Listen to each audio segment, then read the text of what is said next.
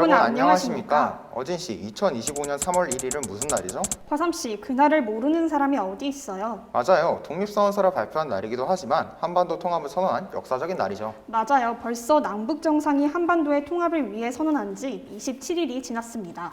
두 정상은 한반도 국민의 환호 속에 통합을 선언했고 하나의 역사, 하나의 문화를 만들어갈 장기적인 계획도 함께 발표했죠. 그 역사적 순간을 어떻게 잊겠어요?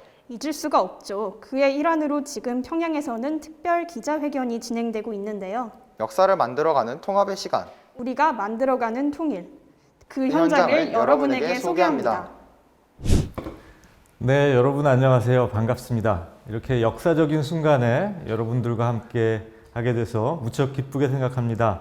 오늘 이 중요한 날에 여러분들과 함께 먼저 앞으로 어떤 방식으로 우리 한반도를 발전시켜 나갈 수 있을지 그 비전에 대해서 설명을 드리고자 합니다.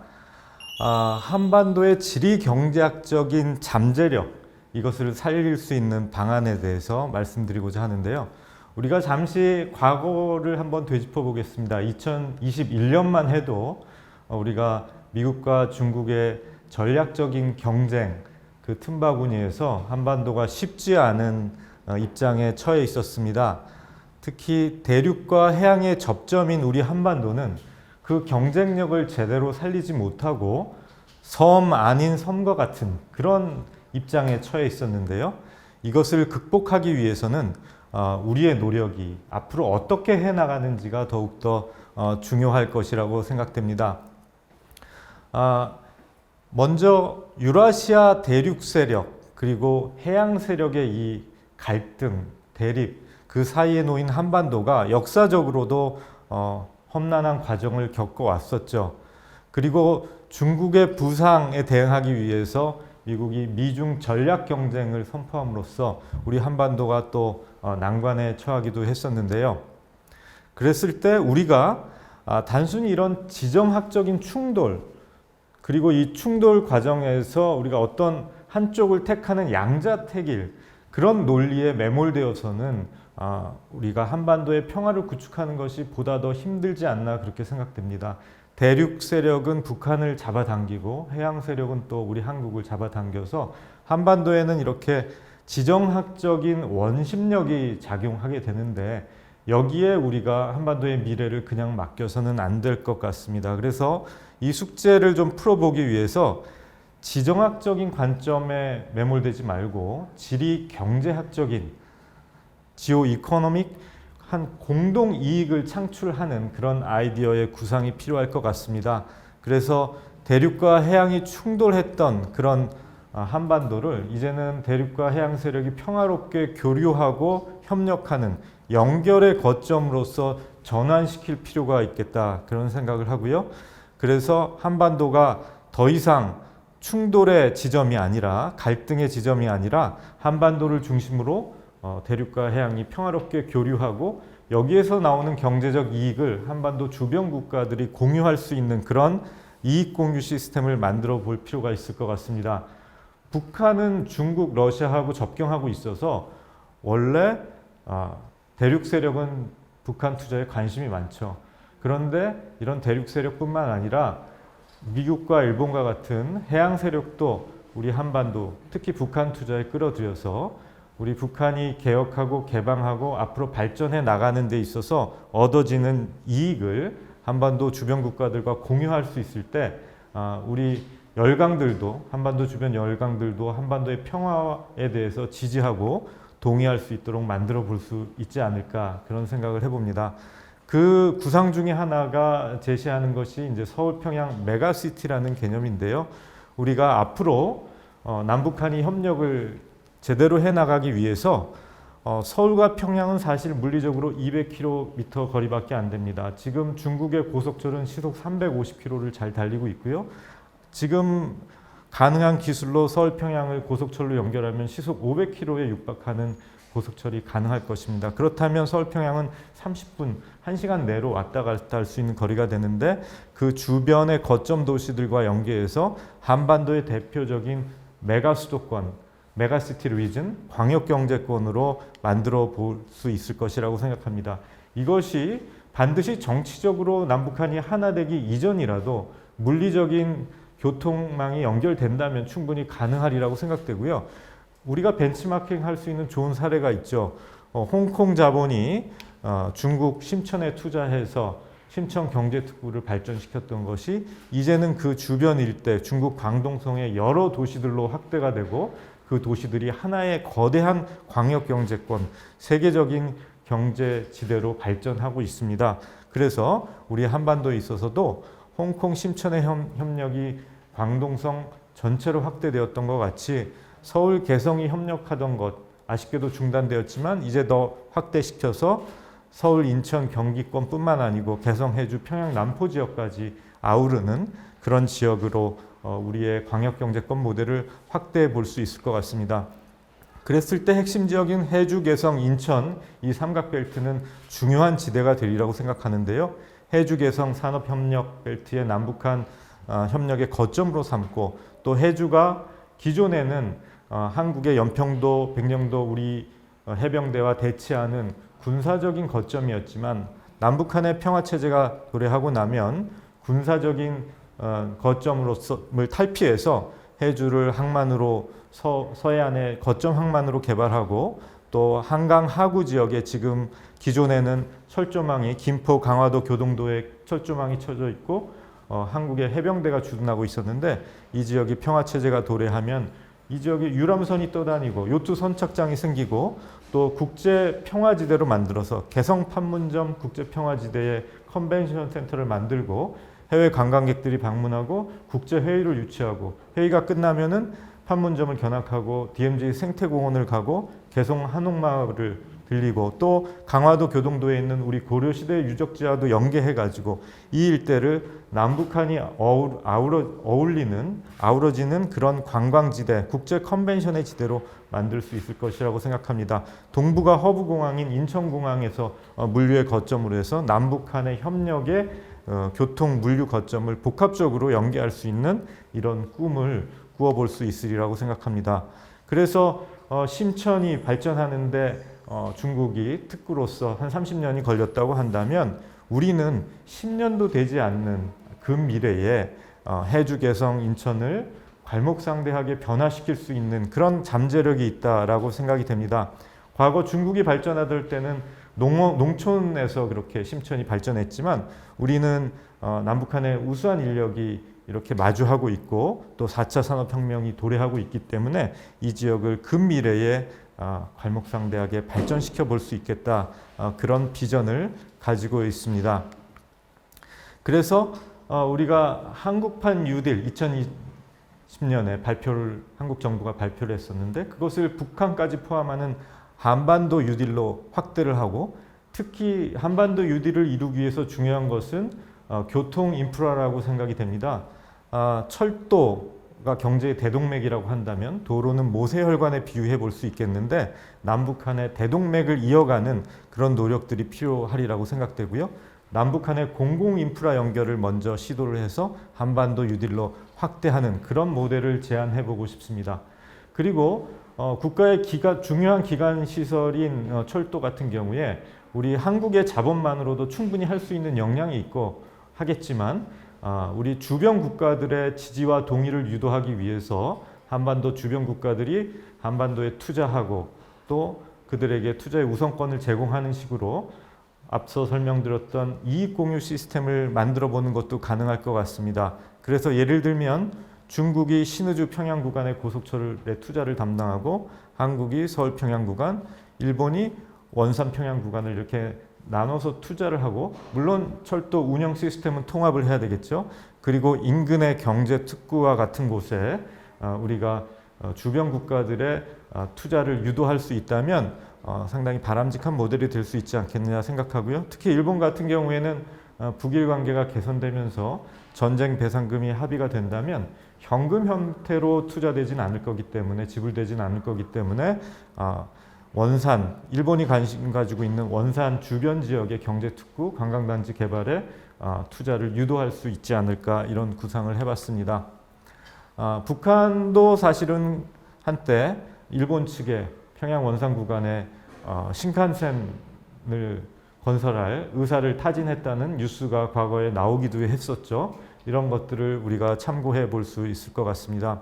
이미 중국은 북중 접경지대에 2015년에 고속철을 다 개통을 해 왔었죠. 그래서 중국 전역이 고속철로 완성이 되었고, 또 러시아도 시베리아 횡단철도의 고속화를 추진하고 있는 상황에서 우리가 남북한을 잇는 물류망, 교통망을 연결하는 것이 무엇보다도 의미가 있다라고 생각이 됩니다.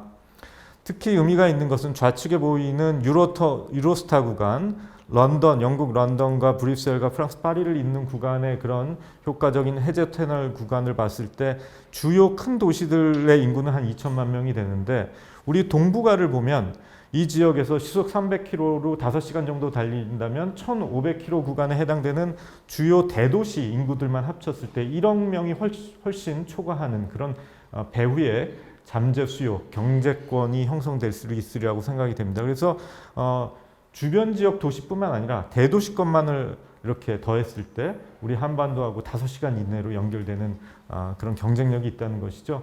과거에 서울과 부산을 연결하는 세모하로가 개통됐을 때 5시간 일일 생활권이라고 우리가 기뻐한 적이 있었는데, 이제는 우리 이 동북아 지역을 5시간 내로 왔다 갔다 할 수 있는 일일 생활권이 우리의 미래에, 근미래에 다가올 수 있는 것이죠. 이것은 북한을 통과하는 한반도를 잇는 대동맥이 연결된다면 지금 당장이라도 정치적 통일이 이루어지기 전이라도 충분히 가능한 구상이 아닐까 생각됩니다. 앞서서 한중일 3국의 투자 협력을 말씀드렸는데, 여기에 미국과 러시아까지 포함시켜서 육자회담 당사국들을 다 포함시켜서 북한 개발 인프라 투자에 유도를 할 수 있다면 더욱더 좋지 않을까 생각이 되고, 그래서 북한 고속철 건설을 위한 국제 컨소시엄을 통해서 고속철도 건설하고 주변 지역에 인프라까지 건설하는 그런 아이디어를 우리가 구상하고 주변 국가에게 제안해 볼 필요가 있을 것 같습니다. 이랬을 때 우리 남북한만이 잘 사는 미래가 아니라 한반도의 평화가 도래함으로써 한반도 주변 국가들에게도 북한 성장과 개혁개방의 열매를 나누어 줄 수 있는 그런 이익공유 시스템을 통해서 우리가 한반도 평화를 지지하는, 동의하는 세력을 확대시켜 나갈 수 있다라고 그렇게 생각이 됩니다. 그리고 서울 평양을 좀 더 원활하게 잇는다면 우리가 이런 꿈도 구상해 볼 필요가 있을 것 같습니다.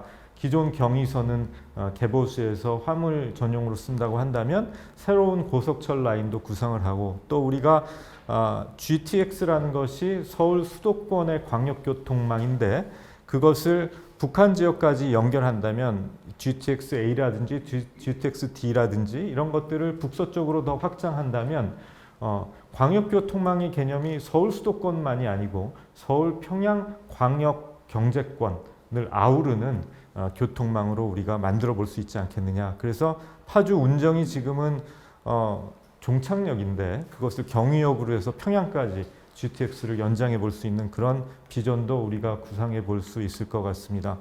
우리 과거에 우리 정부의 통일 방안으로 제시됐던 민족공정대 통일 방안, 화해 협력으로부터 2단계 남북 협력, 그리고 3단계 완전한 통일 단계까지 중간에 남북 연합 단계가 있는데, 그 남북 연합 단계를 우리가 가장 어떻게 유기적으로 구성해 볼까 생각해 보면, 세포의 융합 과정을 봤을 때도 서로 먼저 두 세포가 만나서 접합관을 형성하고 세포벽이 분해되는데, 우리 남북한 간에도 네트워크 인프라를 구축하는 단계로 비유해 볼 수 있을 것 같고요. 두 번째 단계에서 세포질이 융합돼서 기능이 통합되는데 남북한 간에도 산업 구조 조정이 일어나고 경제적인 상호 보완적인 협력이 이루어지는 단계로 볼 수 있을 것 같습니다.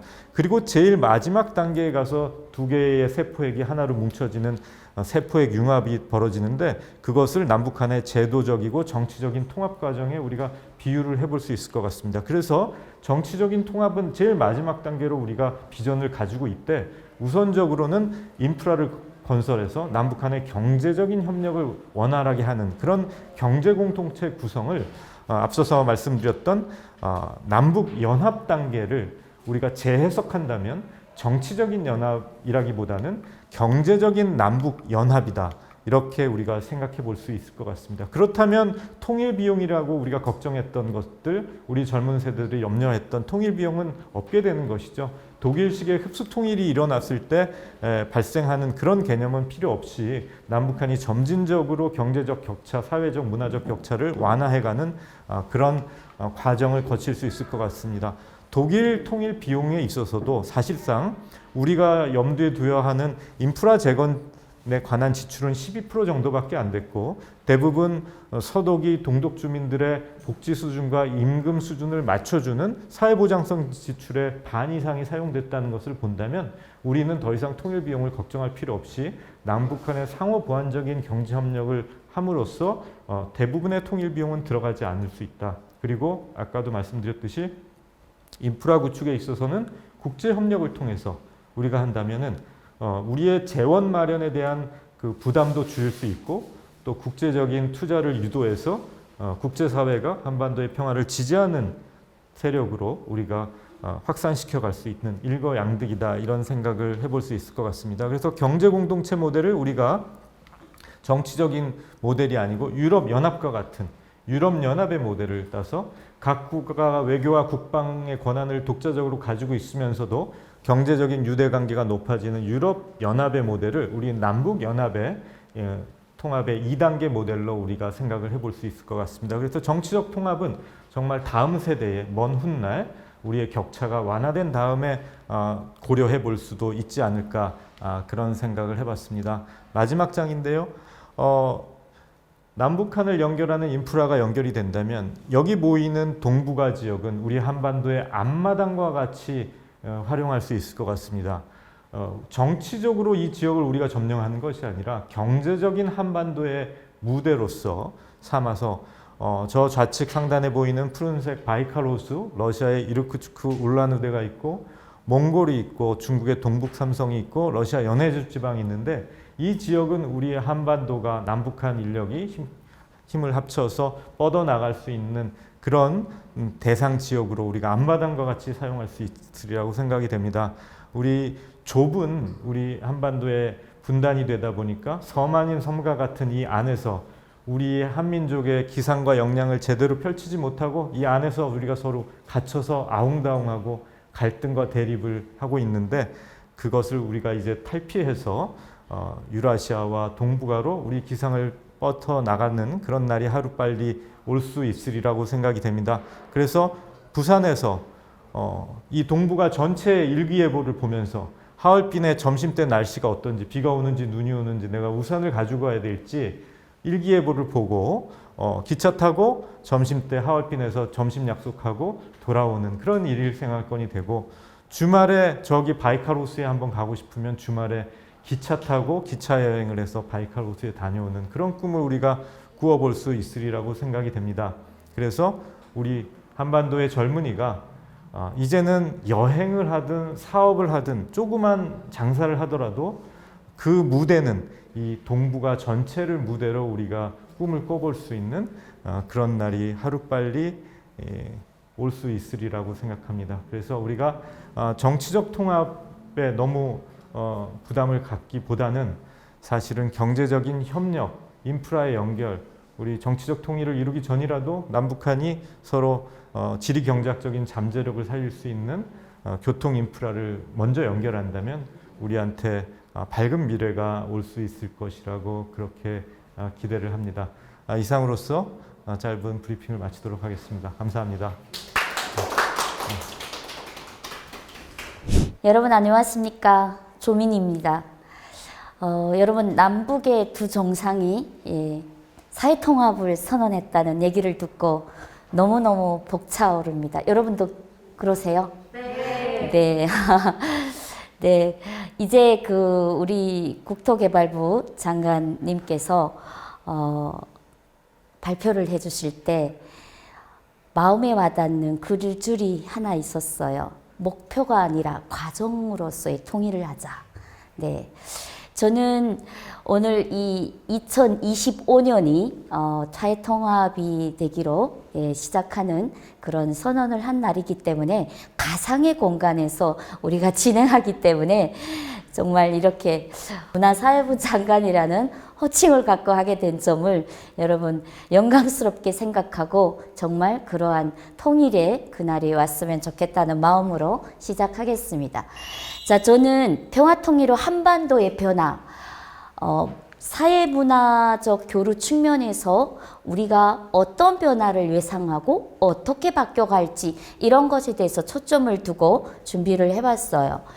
통일 전과 통일 후의 한반도를 우리가 생각해 보면서 그리고 남북한이 그동안 사회문화적 교류를 어떻게 진행해 왔고 앞으로는 어떤 일들을 좀 우리가 예상하고 변화를 일으켜 가야 할지 그렇다면 과거에 사회문화적 교류를 남북한이 함에 있어서 분명 우리가 성찰해야 되는 어떤 구간이 있었을 거예요. 그래서 그 구간도 좀 볼 거고요. 그리고 제일 중요한 건 남북 주민의 통합입니다. 두 정상이 통합을 선언을 했습니다. 그래서 이 모든 인도적 교류, 경제협력, 사회문화적 교류를 하려면 우리가 주민의 통합이 우선이 되어야 접촉을 하고 왕래를 하고 우리가 경제협력이랑 이런 사회문화적 교류랑 이뤄갈 수 있다라고 생각합니다.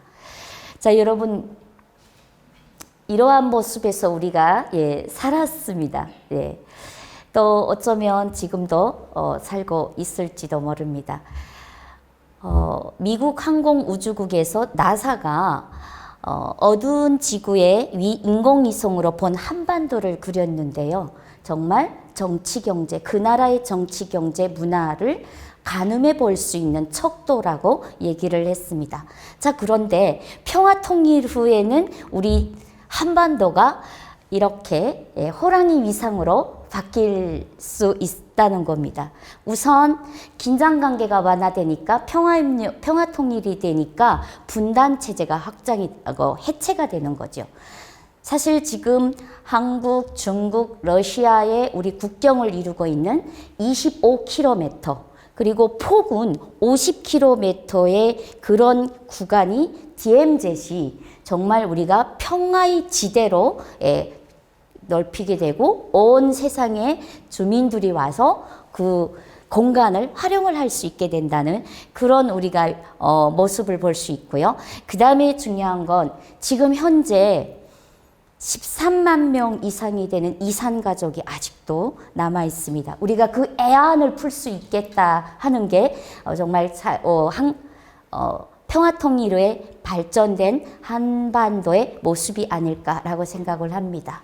자, 이렇게 세계 85위의 땅 부자가 됩니다.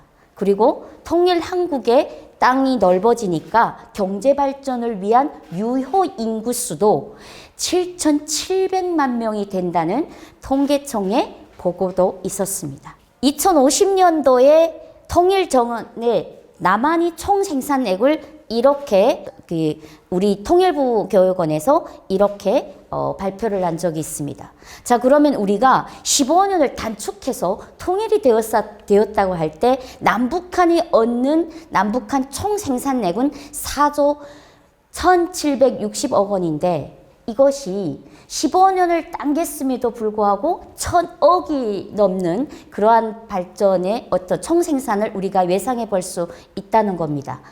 자, 그래서 이러한 경제 통일이 평화 통일로 됨으로 해서 가장 통일된 북한이 가지고 있는 이점을 한번 살펴보면 밝혀진 지하 자원만 7천 원이라는 겁니다. 이것은 남한의 24배다. 그래서 그 강물장공사에서 이런 보고가 있었습니다. 북한 지역에 1km 당에 평균 500억 원의 지하 자원이 묻혀 있다. 그리고 우리가 지금 북한의 내수 규모가 4조 5,700을 웃돌고 있다는 보고도 있습니다. 그래서 지급률은 현재 그 통일 전에까지는 0.22%의 지급률이 불과했어요. 통일 후면 내수의 25%만 조달을 해도 267년간을 우리가 안정적으로 생산을 할 수 있다는 보고도 있습니다. 그리고 북한의 인력과 남한의 기술력 정말 합치면 무한 가치가 된다라는 말도 우리가 생각해 봅니다. 자, 평화 통일이 주는 유망 직업 세계 어떤 것들이 있었을까요? 5가지로 통일부가 발표를 했는데요. 관광사업가, 그리고 강물자원 전문가, 문화통합 전문가, 환경 컨설턴트, 물류사업 전문가, 그리고 우리가 또 자랑하는, 세계를 자랑하는 IT 산업 전문가도 나올 거죠. 자, 여러분은 이 중에 어떤 부분이 관심이 있으세요? 네. 저는 문화통합 전문가를 좀 여러분들이 혹시 들으면 이거 좀 생소한 건데 라고 생각할 수 있는데 분단된 사회에서 살아보니까 남북한 주민이 언어 차이, 같은 말을 쓰는데도 무슨 뜻인지를 모르고 뜻이 다르고 말은 같은데 뜻이 달라서 이해를 못하는 측면도 있잖아요. 그래서 좀 넓은 범위에서 보면 그런 통합 전문가도 앞으로 해야 될 일이 아닐까 생각합니다. 자, 그리고 이런 생각도 해봤어요. 북한에서 대박날 사업 아이템이 20대 정도, 30대 정도라면 어떤 아이템을 해보고 싶을까?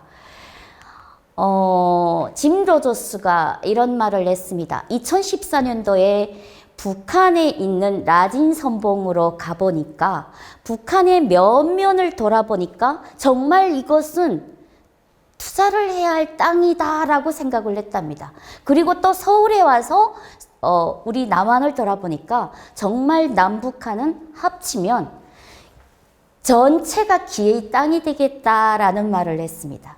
저는 북한에서 대박날 사업 아이템으로 이런 걸 추천해보고 싶은데요. 북한 주민이 알 권리를 실현하는 사업 어떨까요? 자, 그럼 알 권리는 어떤 게 있을까요? 인간 욕구를 수렴하는 집중 사업에 포커스를 둬라. 그게 어떤 게 있을까요?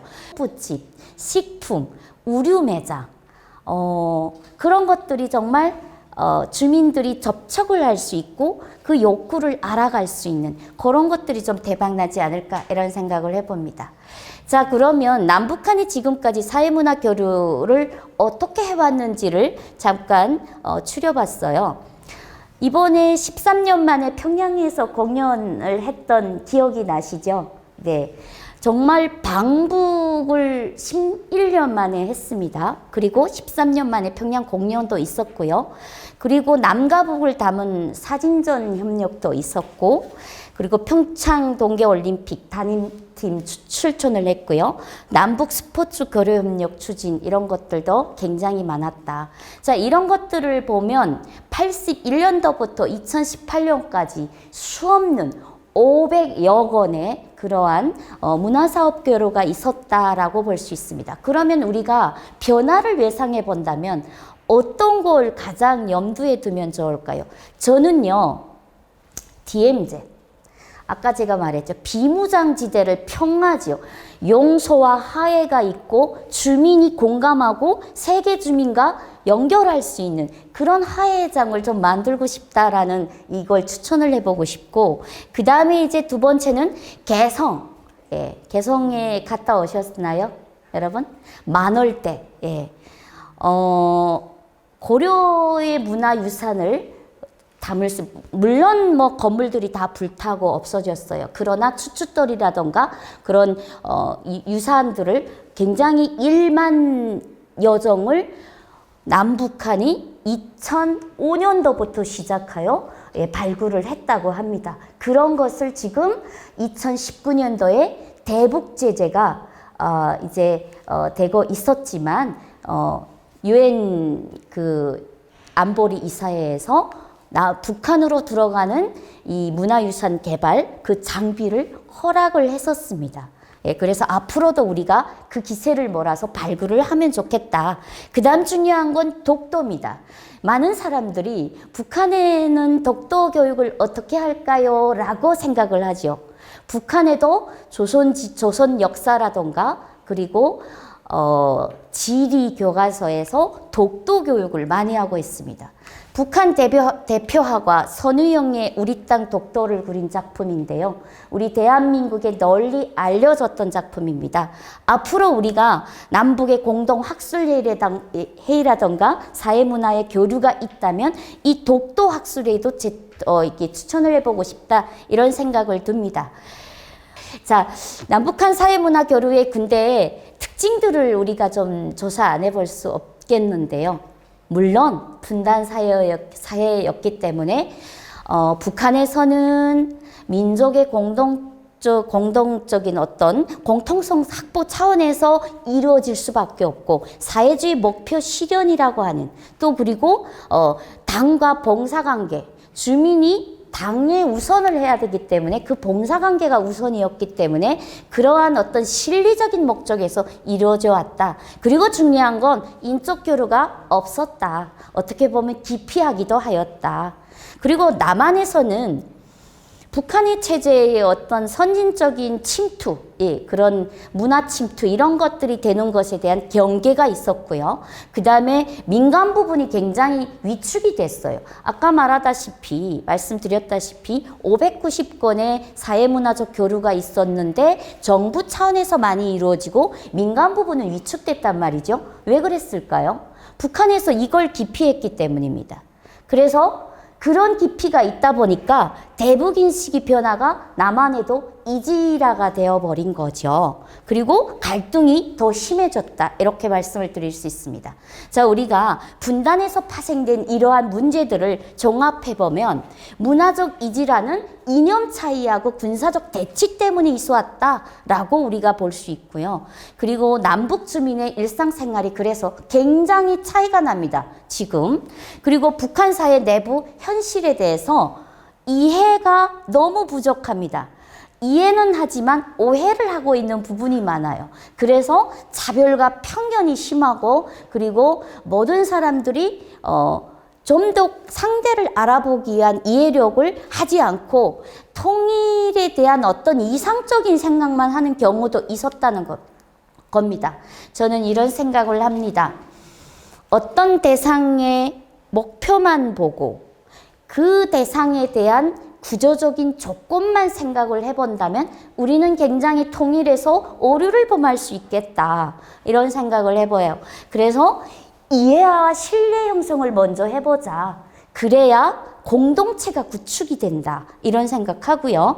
그 다음에 남북한의 차이가 왜 있고 어째서 있는지, 남북한의 차이가 있어요. 그러면 그 원인이 뭔지, 그러면 그 해결은 어떻게 해봐야 되는지를 요소 확보들을 해보는 게 중요할 것 같습니다. KBS 국민 패널 조사가 있었습니다. 2020년 가까운 시일에 있었던 겁니다.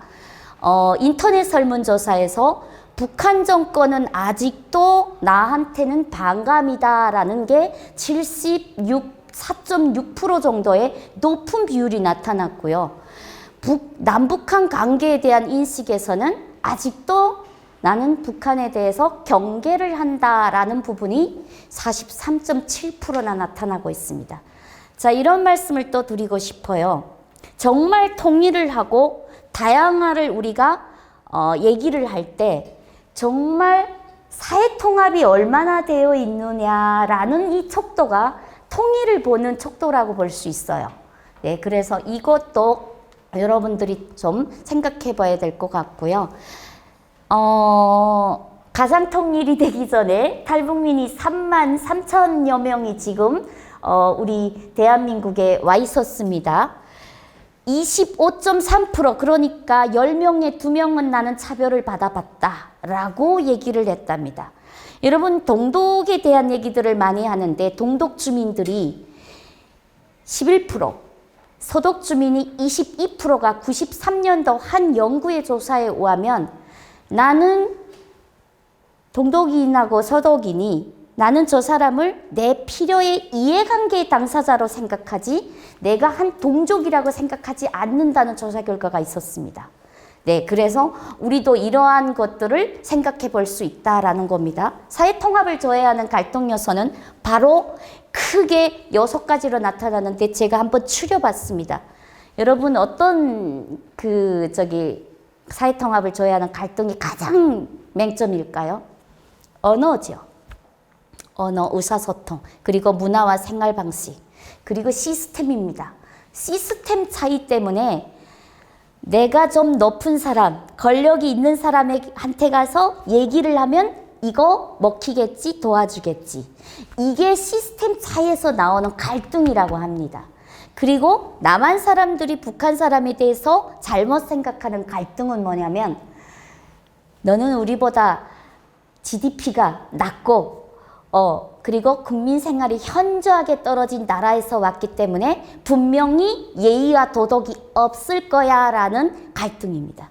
자, 그러면 이런 사람들은 어떤 현상이 있을까요? 북한에 대한 제대로 대한 이해가 없기 때문에 그 이해라는 건 신뢰입니다. 신뢰가 동반하지 않으면 그런 오해도 할 수 있다는 겁니다. 자, 그래서 저는 남북준비 통합준비 방안으로 이런 말씀을 드리고 싶은 게 뭐냐면 통합준비를 통합을 하는데 준비부터 하자. 그리고 방법을 생각하자입니다. 그래서 저는 그 준비로 사회통합의 갈등의 원인을 찾아내는 일을 하자. 그리고 두 번째는 정치, 경제, 사회, 문화의 북한의 특성을 제대로 이해하고 현실 변화를 정확하게 판단해보자. 그리고 서로 다름에 대한 이해, 이런 것들을 소통할 수 있는 인식 개선 프로그램이라든가 로드맵을 설정하자라는 겁니다. 북한 주민들이 어떻게 살아가는 정치 생활도 우리가 볼 필요가 있고, 북한 주민들이 지금 변화된 90년도에 북한이 못 살았다라는 경제적인 생각만 하는 북한이 아닌 지금까지 어떤 변화를 해왔고 주민은 어떤 생각을 하고 있고 어떤 경제 거래를 서로 하고 있는지 그런 변화들을 우리가 좀 볼 수 있고요. 최근 돈주의 이상, 북한에는 돈주가 많다라는 말들을 들었을 겁니다. 1만 달러 이상이 되면 돈주다라고 얘기를 합니다. 그러면 북한 중산 가구의 한 달 생활비가 이만합니다. 좀 이만하다는 건 우리나라 돈 3만 원, 3만 3천 원 정도고요. 우리나라 한 달 생활비는 대한민국은 3천 달러입니다. 자, 그러면 이러한 그 생활비 차이만 있는 게 아니라 환율의 차이도 있다는 겁니다. 여러분 딱 보면 봐봐요. 자, 이건 뭡니까? 우리나라 대한민국이 1달러당 1,100원이 가치죠. 화폐를 보면. 그럼 북한은 국정 가격으로 국가서 발표하고 있는 그 환율은 106.7원입니다. 그런데 여러분, 암시장에서 돌아가고 있는 1달러당 환율은 8,000원입니다. 이건 누가 딱 봤을 때 대한민국이보다 엄청 7배나 높은가 낮은가 헷갈릴 수 있습니다. 이 차이의 환율의 차이의 가치는 7.5배 떨어집니다. 사유경제는 이미 법률상의 제도화로 자리매김하고 있지 않을까라는 의심을 할 정도로 북한에는 비계획 영역과 합법적 사적 경제 활동이 비계획 영역에서 합법적 사적 경제 활동이 있고 불법적 사적 경제 활동이 있고 계획 영역에서도 합법이 있고 불법이 있는 시장 구조를 형성하고 있습니다. 사실 이거는 국가가 원하는 시장 구조가 아니죠. 근데 그렇게 굉장히 변화되어 오다가 오늘 이런 정말 통합이라고 하는 그런 선언을 했다고 한다면 정말 얼마나 좋을까요? 자, 북한 주민은 사회생활을 우리하고 너무 다르게 하고 있어요. 네, 북한 주민이 살아가는 생활은 5대 정치 조직에 가입을 해야 되는 무조건적인 의무가 있다는 게 우리하고 다른 겁니다. 그리고 빠르게 본다면 북한 사회와 정치 사회의 모습입니다. 여러분, 사회화는 어떤 걸까요? 예, 사회화는 그 나라의 어떤 생활 양식과 문화, 정치, 경제, 문화 이러한 양식을 정말 사회 구성원으로서의 그걸 익히고 배우고 그걸 자기 개성을 갖고 발휘할 수 있는 겁니다. 그런데 북한은 사회 성원으로서 가져야 될 그런 가치는 정립을 하고 있으나 그 가치, 사회화의 목표에 한해서는 이러한 가치를 설정하고 있기 때문에 정말 우리하고 다른 사회화의 모습을 보여주고 있었다. 북한 주민의 문화생활입니다. 우리하고 굉장히 민족적인 풍습이 똑같습니다. 그런데 다른 건 집단주의 모습이죠. 이런 부분에서 우리가 문화생활이라는 것들을 이해해 볼 수 있습니다. 그래서 3만 명이 넘는 탈북민이 어려워합니다. 갑자기 와서 한국의 문화를 익혀야 하니까 너무너무 아까 보신 대로 사회통합을 저해하는 갈등에 부딪히게 된다는 거죠. 갈등을 부딪히는 세 가지 특징이 있는데요. 남한 주민들이 이렇게 말한답니다. 너 이런 것도 못해?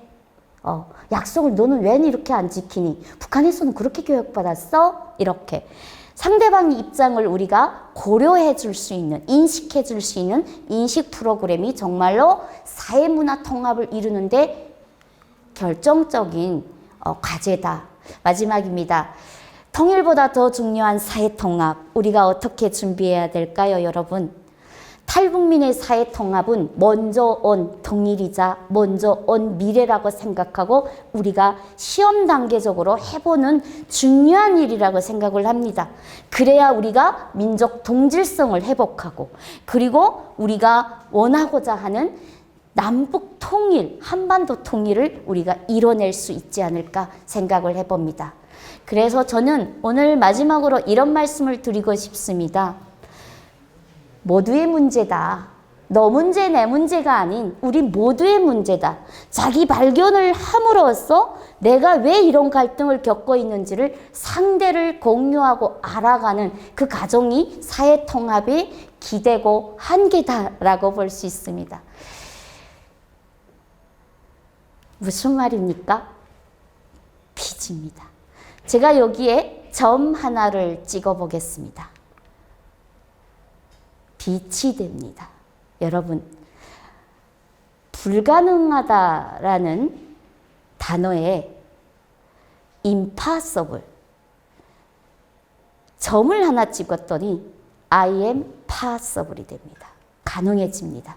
여러분, 점 하나는 정말 우리가 사회통합을 이루어가는 과정에서 그 과정 속에서 하나둘 한 계단씩 이루어져 가야 되는 그런 기본 과정이 아닐까라는 생각을 하면서 이런 역사적인 현장에서 이런 발표를 하게 돼서 영광으로 생각합니다. 감사합니다.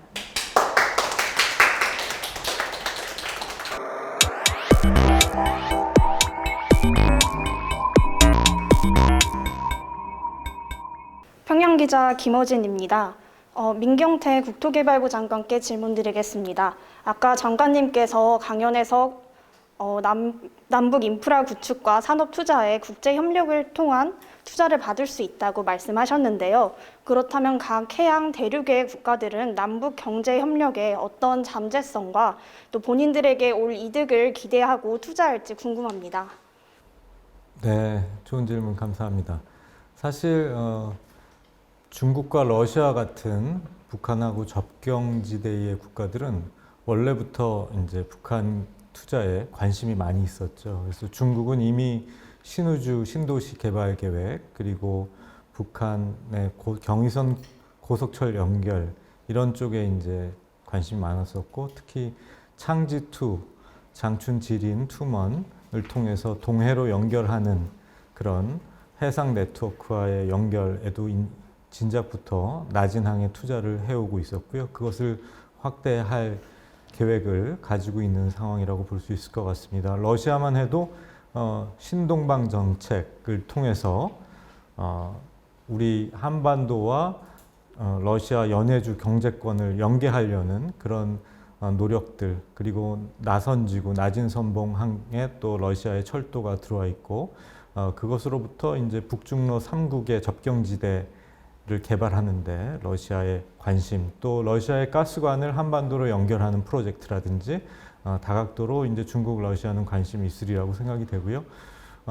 아까 제안드렸듯이 뿐만 아니라 해양 세력인 일본과 미국 어떻게 관심을 가질 수 있겠느냐. 과거에 일본은 원산항과 일본의 니가탕의 만경봉호가 왔다 갔다 하는 시절이 있었는데 원산이 일본하고 가깝지 않습니까? 그렇다면 원산항과의 해양 네트워크를 연결하고 또 원산항이 또 개발하는 새로운 항만 개발이라든지 또 경제특구 개발, 관광단지, 원산 갈마 해양관광지구에 아주 수많은 리조트 호텔들이 있는데 또 일본 자본이 관심을 가질 수 있고 또 그렇다면은 원산과 평양 구간의 교통망을 개선하는 데도 관심이 있으리라고 생각이 됩니다. 미국도 이제 북한 동해안의 관광지 개발이라든지 미국의 부동산 투자라든지 또는 단천 지역의 북한의 광물 자원이 특히 마그네사이트 같은 경우에는 상당히 풍부한 매장이 돼 있는데 그런 분야에서 북한이 가지고 있는 경제적인 잠재력 그런 가치들을 미국도 긍정적으로 전략적으로 투자를 한다면 상당히 그것은 경제적인 것뿐만이 아니라 한반도에서 대륙 세력과 해양 세력이 어떻게 균형을 맞춰가면서 같이 경제적으로 연결하는 그런 의미가 있지 않을까 생각이 됩니다. 그래서 우리 한반도가 어느 한쪽으로 그냥 치우친다기보다는 우리 미국, 일본과 같은 해양 세력도 적극적으로 북한의 투자를 유도하는 것이 균형을 맞추는 데 있어서 필요하지 않을까. 과거와 같이 북한이 일방적으로 중국의 영향력 하에 놓여지고 중국에 대한 경제 의존도가 95% 이상이 되는 이런 기형적인 상황을 좀 전환하기 위해서라도 남북한의 투자뿐만이 아니라 한반도 주변 국가의 여러 나라들이 같이 투자하는 그런 것으로 우리가 보완해 나갈 수 있지 않을까 그런 기대를 한번 해봅니다. 답변이 되셨나요? 네, 답변 감사합니다. 서울기자 최혜정입니다. 저 민경태 국토개발부 장관님께 질문드리고 싶은데요.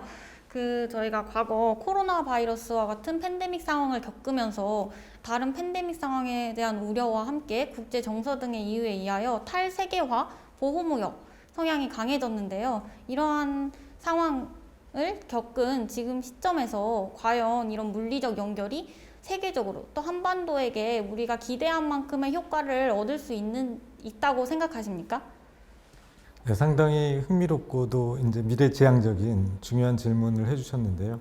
코로나19가 사실은 세계에 엄청난 영향을 주고 또 미래가 어떤 식으로 흘러갈지에 대한 이제 현재도 여러 학자들의 연구가 진행이 되고 있는 상황인데 그것이 부분적으로는 이제 로컬라이제이션으로 갈 것이다라는 전망도 있고 또 전 세계가 무역이 이제 활발하게 진행되던 것을 이제 지역 블록으로 나눠서 가능할 수도 있다라는 전망도 나오고 있습니다. 그것은 이제 좀 더 지켜봐야 될 부분이라고 생각이 됩니다. 왜냐하면 글로벌 공급망 서플라이 체인이라는 것이 그렇게 한순간에 바뀌기는 어려운 것이기 때문에 그리고 지금도 그 글로벌 서플라이 체인에 대한 여러 가지 변화에 대한 전략적인 그 시도들이 지금도 이루어지고 있죠. 미국 중심의 어떤 네트워크라든지 중국은 또 중국 나름대로의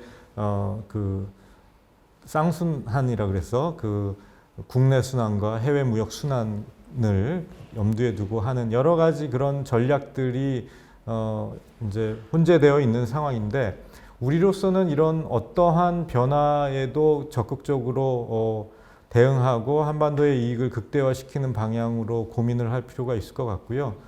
그랬을 때 과연 코로나 국면이 앞으로도 어떠한 팬데믹이 온다고 해도 물류 유통의 연결은 저는 더 확대될 수 있을 것이라고 봅니다. 그런 것이 여객의 운송을 어떤 시기에는 조금 더 제한하는 형태로 전염병을 이제 방역을 하는 조치는 있겠지만 전 세계의 그 서플라이 체인이 점점 고도화되는 것은 저는 계속 심화되리라고 생각을 하고요. 그런 면에서 본다면 북중 간에 단절되었던 그런 무역도 이제 어느 정도 코로나가 안정이 되면서 재개될 가능성도 높고 특히 남북한 간에는 앞으로 조금 남북한 간의 특히 서울과 평양 남북한 간의 차이가 크지 않습니까? 그런 차이가 크다는 것은 거꾸로 얘기하면 협력의 가능성과 여지가 더 크다고 우리가 해석을 할 수가 있을 것 같습니다. 그러니까 상호 보완적인 협력을 할 수 있는 잠재력이 높다고 우리가 해석을 할 수가 있을 것 같고요. 그래서 우리가 흔히 얘기하는 우리 한국의 기술 자본 강점, 북한의 노동과 자원의 강점을 서로 상호 보완한다면 이것을 네트워크가 연결이 돼가지고 물류 유통이 활발하게 되는 상황을 우리가 가정한다면 한국이 잘하는 거는 우리가 더 열심히 하고, 북한이 또 상대적으로 또 우위에 있는 부분은 북한이 해서 남북한이 산업 구조 조정을 이룰 수 있으리라고 봅니다. 그러니까 통일되기 전이라도, 정치적인 통일이 되기 전이라도 물류 유통만 활발해진다면 상호 보완적인 그 차이를 오히려 더 긍정적으로 활용할 수 있다는 것이죠. 그랬을 때 여객의 이동은 두 번째라고 보더라도 물류의 유통은 점점 고도화되는 그런 미래를 우리가 꿈꿔볼 수 있을 것 같고, 그랬을 때 앞선 기술을 통해서 뭐 고속철망도 있을 수 있겠고, 또 앞으로는 물류의 운송을 위한 로봇을 활용한 뭐 드론이 될 수도 있고, 로봇을 활용한 물류 운송 시스템. 그래서 우리가 뭐 지금 택배 시스템이 한국에서는 잘 발달되어 있는데, 서울에서 평양 어느 주소를 치면 그 물류가 자동화된 물류를 통해서 24시간 서울과 평양이 긴밀하게 연결이 되는 그런 미래도 우리가 구성해 볼 수 있을 것 같습니다. 그렇다면은 마치 컨베이어 벨트에 이렇게 연결돼서 24시간 돌아가듯이 서울 평양의 물류가 그렇게 긴밀하게 연결이 된다면, 정말 거리는 200km지만 우리가 바로 옆에 있는 것 같은 도시와 같이 우리가 필요한 그 재화를 서로, 그러니까 북한이 강점을 가진 것은 그쪽에서 생산을 하고, 한국이 강점을 가진 것은 한국이 생산하면서 서로 유통망을 통해서 서로 윈윈하는 상호 보완적인 협력을 하는 그런 미래도 기대해 볼 수 있으리라고 생각됩니다. 그래서 코로나19를 통해서 여러 가지 세계의 그런 물류 무역망이 이제 좀 지역화되는 거 아니냐는 전망도 있겠지만, 우리 한반도에 있어서는 우선적으로는 그렇게 따지면은 한반도는 동북아 지역에 속해 있지 않습니까? 그렇다면은 더군다나 중국이나 러시아와 대륙의 물류와 우리가 소통을 하기 위해서라도 북한을 통과하는 물류 교통망이 연결되는 것이 우리한테는 어떻게 보면은 당연한 일이고, 또 일본과의 물류 체계도 조금 더 우리가 확대해서 동북아가 평화적으로 이렇게 교류 협력이 확대되는 그런 미래를 꿈꾸어 볼 수 있지 않을까, 긍정적인 측면에서 그렇게 기대를 하고 있습니다. 네. 네, 감사합니다. 네, 서울 기자 류혜린입니다. 저는 이제 문화사회부 장관 조민희 장관님께 이제 질문을 드리려고 하는데요. 북한에서는 이제 현재 인터넷과 그런 스마트폰을 어떻게 사용을 하고 있으며, 이제 디지털 격차는 어떻게 해소하면 좋을지에 대해서 장관님의 의견을 여쭙고 싶습니다. 네, 지금 여러분들 알다시피 북한은 600만 명 이상의 핸드폰 사용자가 늘고 있다는 소식이 들려온 바 있습니다. 그리고 북한이 사용하는 스마트폰도 남한이 사용하는 스마트폰의 프로그램들이 전부 다 있는 것으로 알고 있어요. 그 예인즉슨 최근에 그 북한에서 왔던 그런 청년이 얘기를 하는데, 800만 원의 휴대폰을 쓰는 사람이 가장 부자다. 그런데 300만 원 이상 아래로 쓰는 사람들이 허다하다고 얘기를 합니다. 그래서 와서 보니까 남한의 휴대폰을 만져보니까 북한에서 사용했던 프로그램이 똑같더라라고 얘기를 한 적이 있습니다. 그래서 통합이 되면 우리가 그러한 부담은 안 가져도 될 것 같고, 그리고 북한에서도 그러한 지금 그 기술이라던가 이런 것들이 활발하게, 인터넷은 물론 사용하지 않았지만 인트라넷을 사용했어도 북한만의 그런 프로그램, 광명의 프로그램 시스템 안에 그 프로그램, 우리 남한의 프로그램 기술이 다 들어가 있기 때문에 그러한 기술 접목은 역시나 가능하겠다라는 생각이 듭니다. 네, 평양 기자 이경준입니다. 저는 조민희 장관님께 질문 드리겠는데요. 현재 그 입시 제도에 대해서 질문 드리겠습니다. 지금 남북한 학생들이 만약에 왕래를 많이 할 건데요. 그러면 남측 학생들과 북한 학생들이 서로 학교에 대해서 입학할 때 교환 학생이나 입학 제도나 또는 그 전학이 가능한지, 혹시 가능하다면 어떤 방식으로 할 건지에 대해서 궁금합니다. 일단 제 생각은 그렇습니다. 기존에 우리가 북한 이탈 주민들을 3만 3천여 명이 넘는 북한 이탈 주민들을 우리가 지금 대학 입시 제도를 마련해 놓고 있고 또 학교 제도도 마련해 놓고 있는 것으로 알고 있습니다. 만약에 우리가 통일을 이룬다면 초등학교 학년 수, 그 다음에 북한에는 지금 초등학교 6년제, 그 다음에 초급 중학교, 고급 중학교 3학년, 3학년제로 되어 있어서 우리나라하고 유사합니다. 예, 바뀌었어요. 그렇게 2013년 그때 바뀐 걸로 알고 있습니다.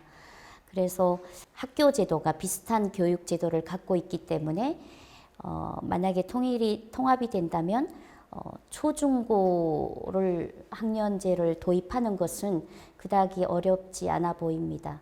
그리고 대학교 제도는 또 북한 이탈 주민들이 사례를 들면 한국에 와서 북한에서 대학을 다녔어도 북한에서 대학을 다닌 경우를 인정을 해줍니다. 대신 편입 제도가 있습니다. 그래서 편입을 이제 3학년부터 편입을 할 수 있습니다. 그래서 그러한 또 그 편입 제도를 그대로 유지를 해도 되고요. 전학을 해온다는 얘기를 하셨는데 그 전학에 대해서는 뭐 통합이 된 조건에서는 가능하지 않을까라는 생각이 듭니다. 중요하게 이렇게 세부적인 부분에 대해서는 우리가 그때 시점에 가서 뭐 전학 제도라든지 그리고 편입 제도라든지 이런 것들이 지금보다 훨씬 바뀌어 있을 거라고 생각을 합니다. 네. 물론 남북한의 교육 제도라든가 또 남북한의 문화 이런 것들이 좀 더 아우러져서 통합적인 걸로 갈 수 있는 가능성 있는 교육 제도를 우리가 마련해야 되겠죠. 네. 그리고 세부적인 교육 제도 이런 측면에 대해서는 우리 또 유능하신 교육부 남북한의 교육부 장관들이 계실 거니까 그런 또 지도자들이 함께 만나서 세부적인 측면을 또 논의를 하고 그렇다면 아무래도 통합이 선언된 조건에서는 훨씬 더 좋은 교육제도가 나오지 않을까 이런 생각을 합니다. 네, 감사합니다. 안녕하십니까. 서울기자 신하삼입니다. 국토개발부 장관 민경태 장관님께 질문이 있습니다. 서울평양 경제권 형성을 말씀하셨는데 근데 만약에 서울평양 경제권이 그렇게 형성이 돼서 남북 간 경제 교류가 활성화된다면은 일단 첫 번째로 현재 국내에서 진행되고 있는 국가균형 발전 정책은 어떤 변동이 있을 것이며 나아가 다른 광역 경제권에는 어떤 식으로 영향을 끼치게 될지 궁금합니다. 예, 상당히 좋은 중요한 질문을 해주셨습니다. 균형 발전이라는 측면에서 우리가 서울평양이라는 것이 사실은 이 지역 경의선 축 서울평양 일대를 연결하는 데에 우리 한국의 인구도 서울 수도권의 반이 살고 있고 북한 지역도 이제 평양 주변에 평안도하고 황해도 일대를 연결하는데 북한 인구의 한 반 정도가 살고 있어서 이 지역이 한반도 전체 인구의 반이 살고 있고 산업도 상당히 이 지역에 집중이 돼 있죠. 그래서 그것은 어떻게 보면 자연스러운 현상일 수도 있습니다. 한반도의 지형도를 이렇게 놓고 보면 우리 산악지형이지 않습니까? 동고서저의 산악지형이다 보니까 주로 이제 서쪽의 평야지대, 특히 서울과 평양을 연결하는 축이 주로 발전의 핵심 축으로 되어 왔었죠. 그래서 서울 평양까지 메가 수도권, 광역 경제권으로 형성되면 이것이 다른 지역과 너무 격차가 나지 않느냐 이런 이제 우려가 있을 수 있고 균형 발전에 위배되지 않느냐 이렇게 생각하실 수 있는데 저는 이제 균형 발전의 개념을 조금 우리가 다시 생각해 볼 필요 있지 않을까 생각합니다. 그러니까 균형 발전이라는 것이 꼭 우리가 전국토를 이렇게 모는 종이 그리듯이 그리드로 나누어서 모든 그리드가 동일한 수준의 인프라와 동일한 수준의 인구와 이런 것을 공평하게 이렇게 분포시켰을 때 과연 균형 발전일까? 거기에 이제 우리가 퀘스천이 있고요. 왜냐하면 어느 지역은 우리 산악으로 보존되어야 될 지역도 있고 어느 지역은 항구 도시고 또 어느 지역은 특산물이 또 다 다르지 않습니까? 경쟁력이 다 다르다면 우리가 자연스럽게 이렇게 한반도에서 형성된 도시의 이 상황도 상당히 존중할 필요가 있을 것 같습니다. 이것이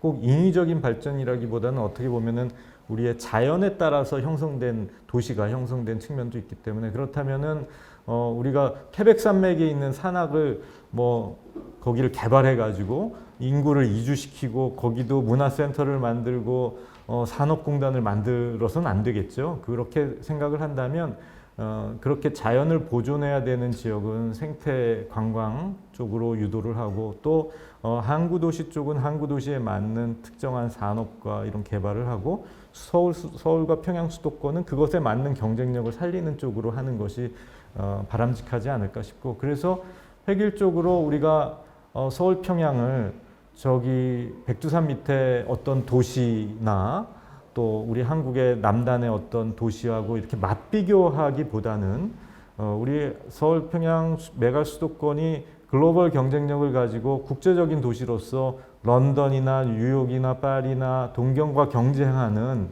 베이징이나 이렇게 경쟁하는 글로벌 단위의 그 경쟁을 하고 있다라고 생각이 되고요. 그러면 한반도의 대표적인 이 서울 평양 메가 수도권이 발전을 하게 되면 우리 한반도의 다른 지역으로까지 이 발전이 확산되는 어떻게 이걸 잘 확산시켜 나갈 수 있을까에 우리가 염두에 둘 필요가 있습니다. 그리고 미래의 발전은 어떻게 보면은 거대 도시 중심으로 상당히 도시의 경쟁력을 활용한 다양한 지식 산업이라든지 첨단 기술들이 발전하고 있기 때문에 그렇다면은 뭐 하나 제안을 드리고자 한다면 우리 한반도의 지방에서도 서울 평양과는 좀 규모는 다를지라도 광역 경제권 개념으로 우리가 역량을 모아보는 시너지를 만들어보는 그런 아이디어가 가능할 것 같습니다. 이미 부산, 울산, 경남권이 하나의 또 메가시티 위전으로 지금 성장을 하고 있지 않습니까?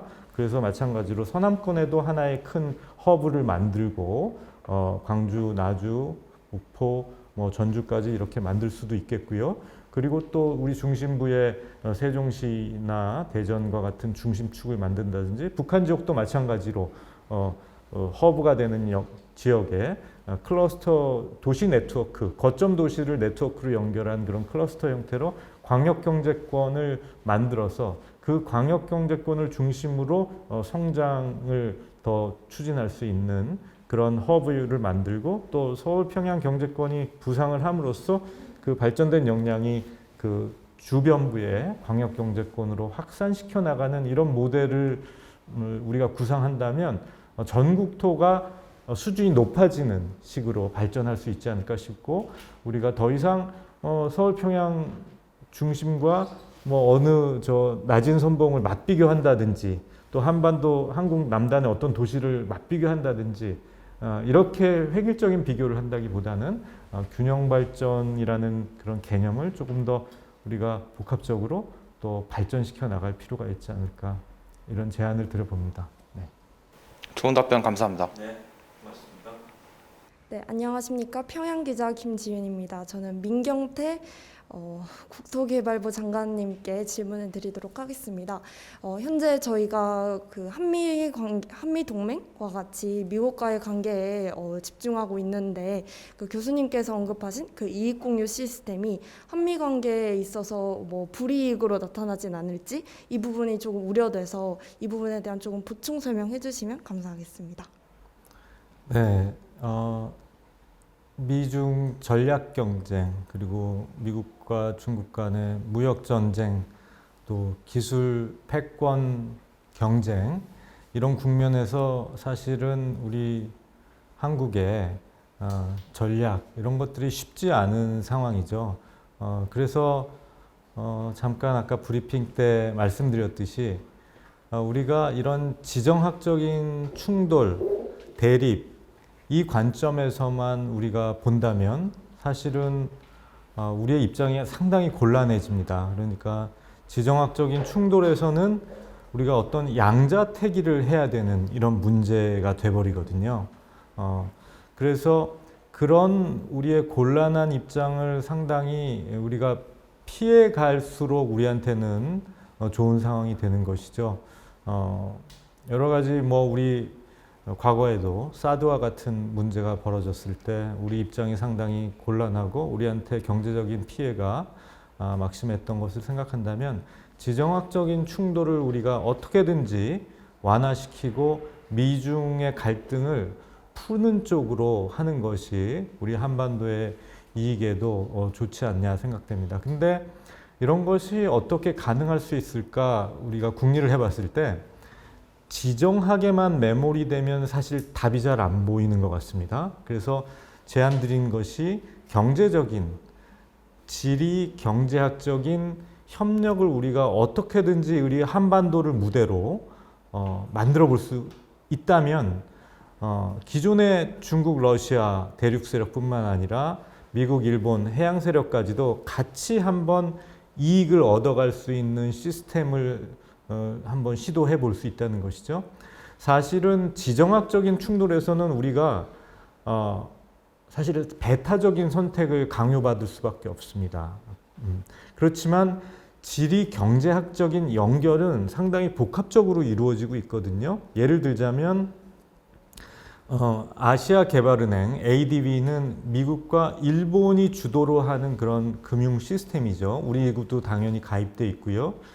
그런데 중국의 1대1로를 추진하기 위해서 만든 AIIB, 아시아 인프라스트럭처 투자은행 같은 경우에 사실은 여기에는 중국 주도이긴 하지만 영국을 비롯해서 여러 유럽 국가가 가입하게 되면서 우리 한국도 가입을 한 것이죠.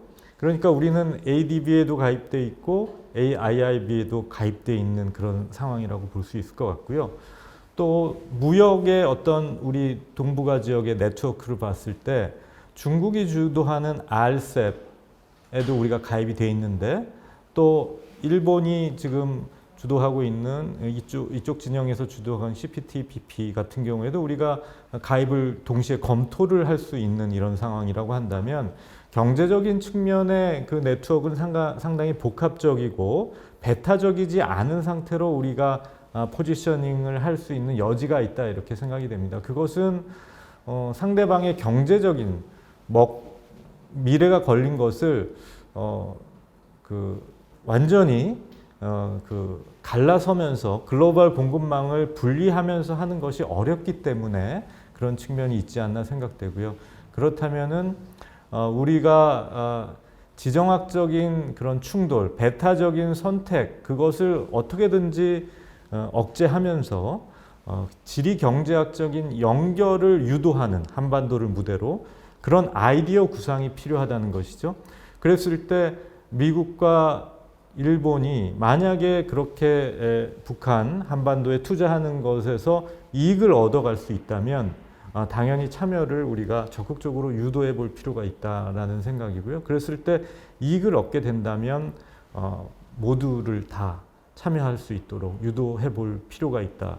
그리고 반대로 생각한다면 만약에 미국과 일본이 참여하지 않는 그런 무대가 된다면 지금과 같이 북한에 대한 경제적인 영향력이 중국이 거의 기형적으로 다 주도하고 있는데 그런 상태가 지속이 된다면 북한에 대한 중국의 영향력은 점점 더 커지고 또 중국의 경제력이 계속 커지면서 한반도에 대한 중국의 영향력이 점점 일방적으로 확대되는 것은 미국과 일본의 입장에 봐도 긍정적이지 않을 수 있다. 이런 면을 우리가 적극적으로 설득을 해서 그 대륙과 해양 세력이 모두 함께 한반도에 투자하고 또 평화적으로 연결되는 그 고리를 우리가 만들 필요가 있다는 생각이 듭니다. 그러니까 사실 미중 간에는 갈등의 요소가 있고 경쟁하는 요소가 있고 또 대립하고 협력하는 요소가 복합적으로 있을 것이라고 생각이 됩니다. 그래서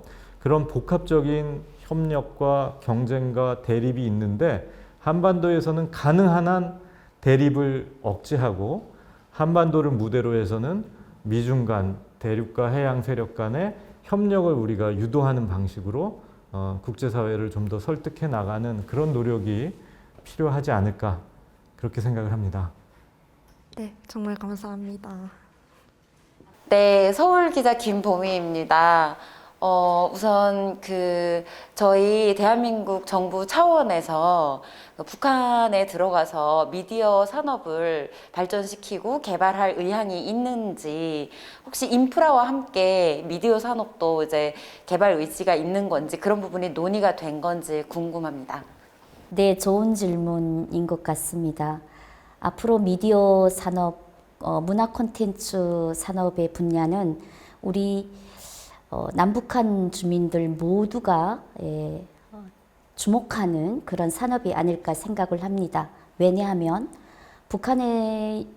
북한에서 남한이 가서 공연을 한 바 있고 또 북한이 한국에 와서 서울에 와서 공연을 한 바 있는 그러한 교류가 끊임없이 제일 교류 중에 많았던 부분이 문화예술 교류였습니다. 그래서 그런 측면을 우리가 고려를 한다면 말이 같고 언어가 같고 또 노래는 분명 내용적으로는 다르지만 어떤 부르는 이런 선결적인 부분에서는 공통점이 많기 때문에 그러한 교류 분야를 살려서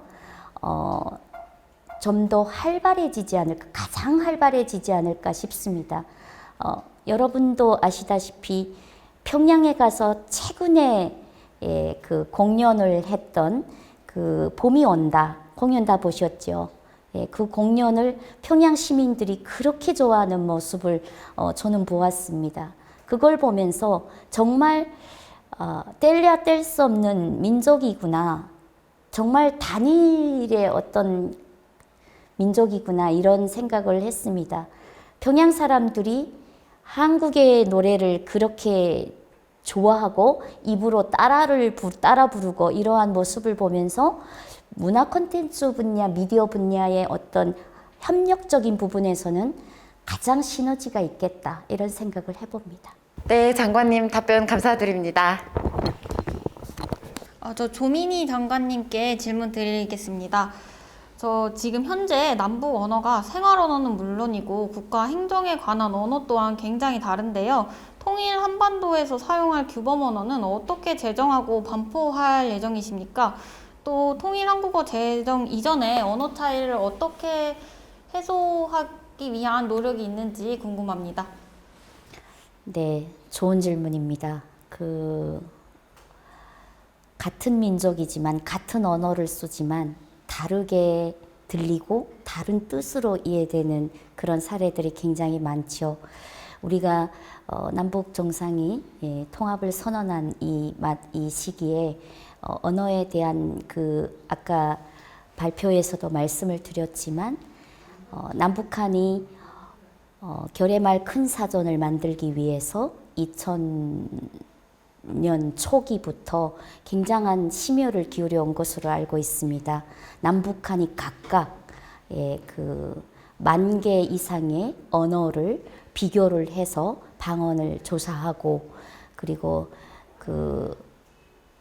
그런 역할들을 해왔죠. 우리가 만약 지금 통합된 이 시점에서 앞으로의 그 결의말 사전을 우리가 완성을 해야 되는데 남북한뿐 아니라 해외 이런 그런 언어 조사 비교도 이렇게 우리가 통합해서 그 안에서 민족이 쓸 수 있는 가능하게 이해되고 또 예전에 썼었던 그런 또 언어를 우리말로 남북한 주민이 잘 사용할 수 있는 말로 우리가 잘 만들어내는 그 작업이 이제는 시점에 와 닿은 것 같습니다.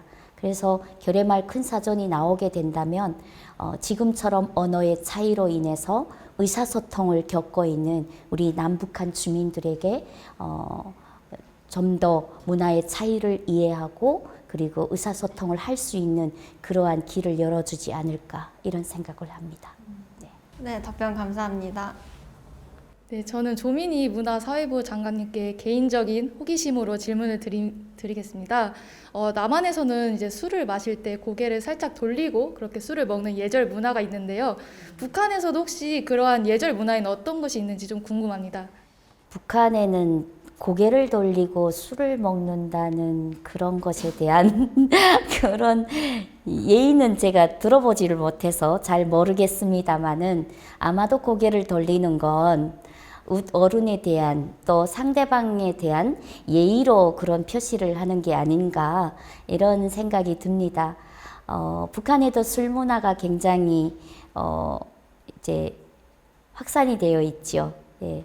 그런데 북한에도 어른을 공경하고 또 상대방에 대한 예의에 대한 교육들이 굉장히 어린 시절부터 많이 해왔기 때문에 사회문화 통합이 시작되는 시점에서 뭐 만약에 북한 청년과 술을 마실 일이 있다면 뭐 고개를 돌리며 먹으면 북한 청년이 여쭤볼 거 아닙니까? 왜 고개를 돌리냐고. 그러면 아마도 이거는 나만의 문화였다, 술 문화였다라고 말해주면 아, 어른에 대한 공경도 상대방에 대한 예의도 그런 식으로 할 수 있구나라고 이해할 수 있지 않을까 이런 생각을 해봅니다. 네. 답변 감사합니다. 조민희 장관님께 질문드리겠습니다. 아까 전에 인간 욕구 집중 산업이 북한에서 발전 가능성이 있다고 말씀하셨는데요. 현재 남한에서 온라인 매장이 활성화되면서 오프라인 매장의 입지가 좁아지고 있습니다. 그렇다면 이러한 상황에서 대형마트와 같은 오프라인 매장이 인간 욕구 집중 산업으로서 북한 측에 진출하게 된다면 경쟁력이 있을지 궁금합니다. 네, 좋은 질문입니다. 아까 말씀을 드린 대로 인간 욕구를 수렴해 줄 수 있는 사업이 가장 통일의 이점을 가지고 있는 북한으로서의 매력이라고 하였는데요. 저는 지금 현재는 북한에서 온라인이 그렇게 형성이 많이 되지 않고는 있지만 이제 통합된 시점에서는 이제 온라인까지 들어가게 되면 그러한 상품 주문이라던가 본인이 원하는 생활에 필요한 물품들을 많이 구매할 것으로 생각합니다. 물론 지금은 오프라인 매장이 굉장히 이제 선호하고 있는 편이죠. 그렇지만 북한의 시장에서는 원하는 상품을 뭐 평양에서 원산까지, 원산에서 평양까지 이렇게 또 움직일 수 있고 택배로 보낼 수 있는 시스템까지도 다 시장에서 이루어지고 있다고 하니까 큰 문제가 되지는 않을 것 같고, 그리고 만약에 그 온라인 시스템까지 들어가게 된다면 북한에도 온라인으로 모든 것을 앉아서 구매할 수 있는 그런 일들이 벌어질 것 같습니다. 그래서 지금 현재 이제 우리 기자님께서 말씀하셨듯이 우리나라 대기업이 만약에 북한으로 들어가게 된다면 저는 굉장히 시너지가 있을 거라고 생각합니다. 물론 온라인의 시장이 현상이 일어나고는 있지만 그것이 합법화로 규정은 되고 있지 않은 상황이었기 때문에 우리가 만약에 대기업의 어떤 이마트라던가 이러한 시장 문화가 들어가게 된다면 굉장히 북한 주민들이 그런 매장들을 굉장히 운영을 많이 활용을 많이 할 것으로 생각을 합니다. 네, 답변 감사합니다. 민경태 장관님께 질문 드리겠습니다. 두 가지 질문인데요. 첫 번째는 우리가 CIQ를 설치를 할 건데요. 어디다 설치를 할 건지, 그 설치를 하면 통관 방식은 어떤 방식으로 할 건지 궁금합니다. 두 번째 질문은 장관님께서 그 경제지구에 대해서 말씀하셨는데요.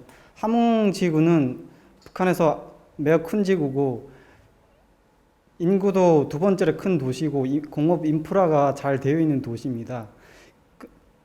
근데 그 함흥지구에 대해서는 왜 경제적 지구로 고려를 하지 않으셨는지 그 이유가 궁금합니다.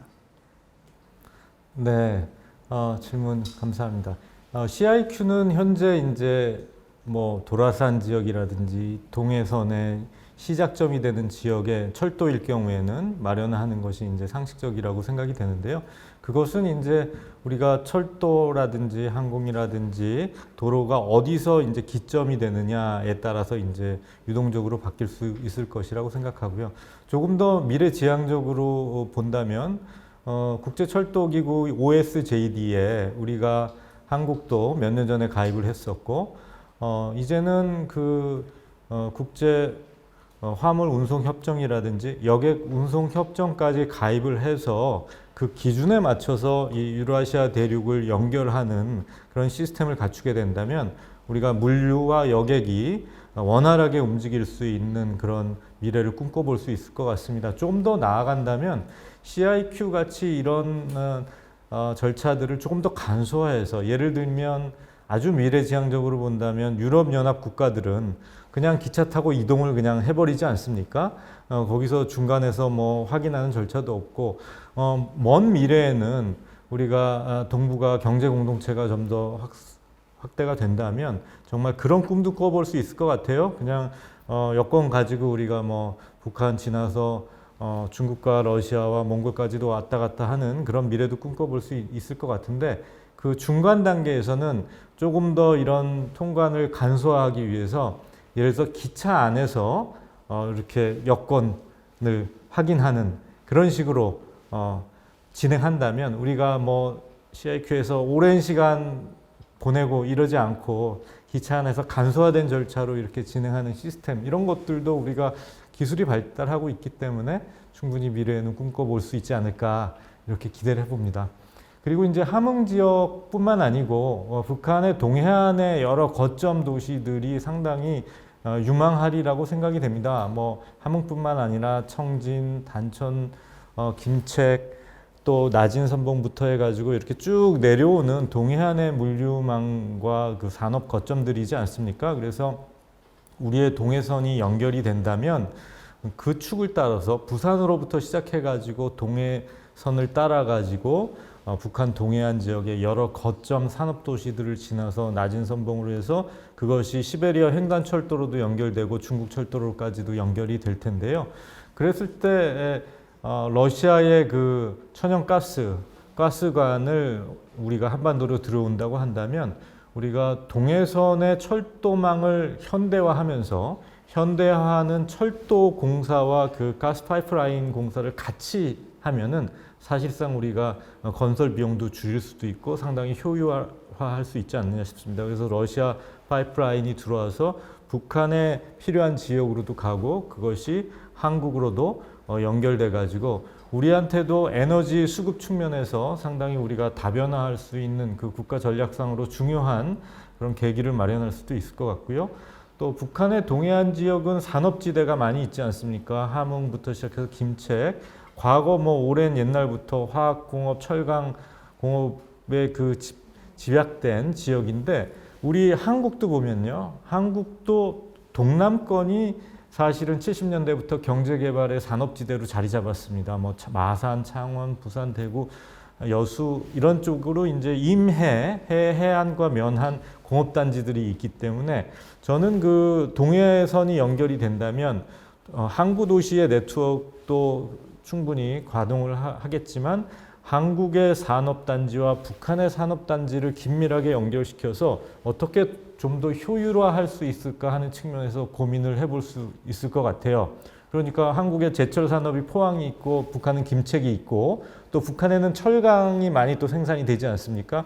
그런 것들을 우리가 북한의 천연 자원을 활용하고 북한의 기존 산업단지 그리고 한국의 산업단지들을 효과적으로 이 물류 유통망을 연결해 가면서 산업을 구조조정하고 서로 협업 체계를 재설계하는 그런 것이 아무래도 동해선을 중심으로 이루어지지 않을까. 그래서 동해선은 화물의 중심으로 해서 유라시아 대륙을 뻗어나가는 루트가 될 수 있고, 경의선은 물론 서울과 평양의 수도권을 연결하는 그런 경공업이나 첨단 산업의 화물을 포함해서 여객의 중심이 돼가지고 북한을 통과해서 베이징과 여러 중국의 핵심 도시들로 긴밀하게 연결될 수 있는, 그래서 고속철을 먼저 한다면 경의선이 중심이 돼서 이제 여객과 경량 화물을 운송하는 데 용이하게 만들 필요가 있고, 동해선은 보다 더 중화학공업, 남북한의 중화학공업 단지를 연계하고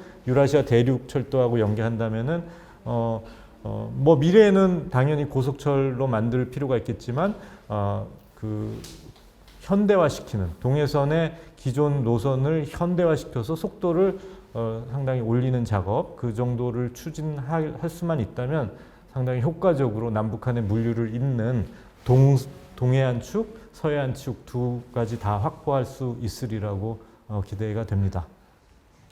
네, 답변 감사합니다. 조민희 문화사회부 장관님께 질문드리겠습니다.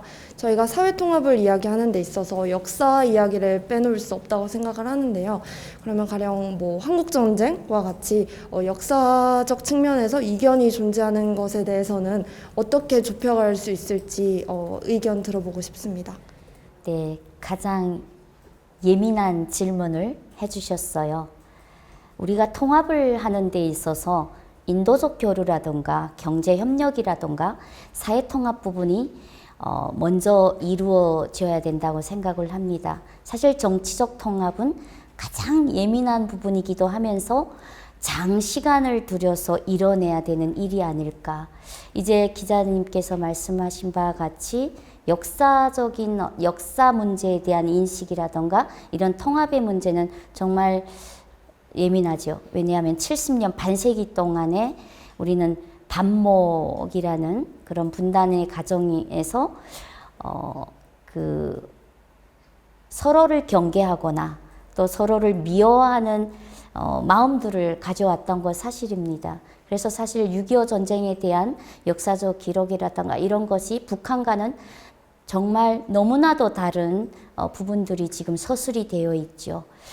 저는 6.25 전쟁에 대한 이런 정치적인 역사적 부분에 대한 부분들은 반세기 동안에 분단된 주민들 속에 거듭해서 교육받아왔고 잊혀져 왔지만 이런 부분들은 제가 이런 부분을 신뢰를 하나 들게요. 서로 상대간이 싸웠어요. 그러면 싸운 다음에 오랜 세월이 있다가 오랜만에 만나서 싸운 과정부터 얘기를 하지는 않아요. 그냥 이 시점부터 너와 나 잘 알아보자. 이렇게 우리가 얘기하거든요. 북한도 우리가 좀 그렇게 생각을 해준다면 지나온 그 분단 동안에 이루었던 우리가 그 용서 못할, 화해를 하지 못할 일들은 우리가 점점 경제적인 부분부터 인도적인 부분부터 사회문화 교류적인 부분들이 계속 합쳐지면서 그런 것들을 하나씩 우리가 바로잡아 간다는 이런 마음으로 저는 해야 될 것 같아요. 덧붙여 말하려면 지금 6.25 전쟁의 역사의 기록뿐 아니라 우리 고조선 역사라던가 그리고 고려 중세기 고대 고조선 또 중세기 그리고 현대 역사까지도 정말 바로잡아야 될 부분들이 너무나도 많습니다. 여러분이 아시겠지만 70년대 60년대부터 주체사상을 거듭해온 북한은 고조선의 시조도 당군이지만 그 당군의 역사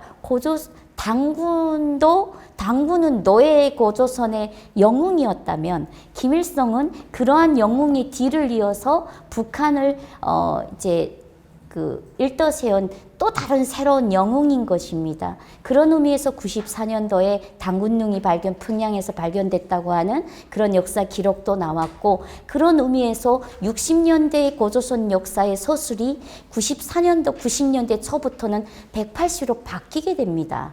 예, 그거는 그 고조선의 수도를 평양으로 한 거죠. 근데 그런 부분부터 우리가 지리적인 측면부터 하나둘 보완해 나간다면 사실 6.25 전쟁에 대한 역사 기록은 그 정치적인 부분은 정말 장시간을 들어서 우리가 보완되어야 되고 또 화해되고 용서가 된다면 모든 것들이 이루어지는 그런 과정이 아닐까 이런 생각을 합니다. 저는 조민희 문화사회부 장관님께 질문이 있습니다. 최근 K-팝을 위시로 한국의 문화 산업이 전 세계를 휩쓸고 있는데 만약에 북한과 남한의 이런 이질적인 문화가 서로 만나서 이제 교류를 활성화한다면은 이러한 문화 산업의 향후 방향이 어떤 식으로 변화할지에 대해 궁금합니다. 네, 너무너무 좋은 질문입니다.